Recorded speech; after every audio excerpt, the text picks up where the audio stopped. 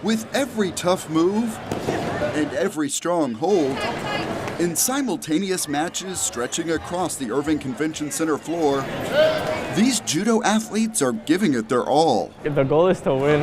This is the USA Judo President's Cup. Judo has been labeled as one of the most complete sports that somebody can do, and we really focus on the spirit, mind, and body. Fall over! Just fall over! To those untrained in judo, the moves may appear at least uncomfortable, but these athletes focus on the benefits of the sport. It's kept me in shape. I feel healthy for a 51-year-old man, and it's a good stress reliever. And I've done multiple other sports, but judo's just something that really stuck with me. Adrian Bernal now competes for Texas A&M.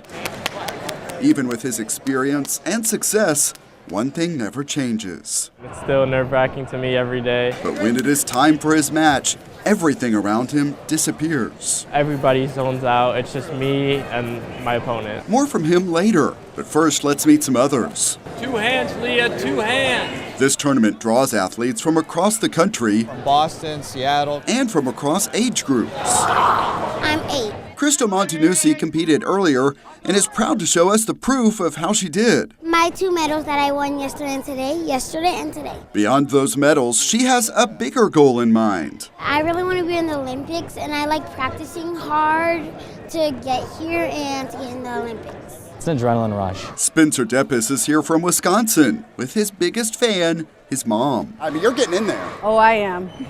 I'm pretty, competitive? Sometimes I take it for granted, but honestly, she's always been my number one. Come on! As his match gets underway and we watch his mom move around just about as much as her son, Go, Spence! we learn more about him. Most people don't know that Spencer has autism, high-level autism.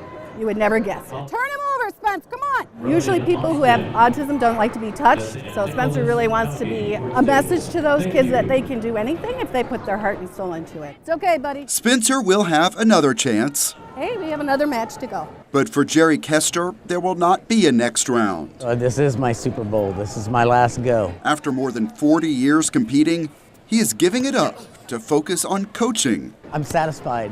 I've been to the top. I've done it. I've done everything I've wanted to do in judo with competition, and now it's time to make my kids champions. There you go. Oh! They are just some of the real stories of athletes competing at the Irving Convention Center.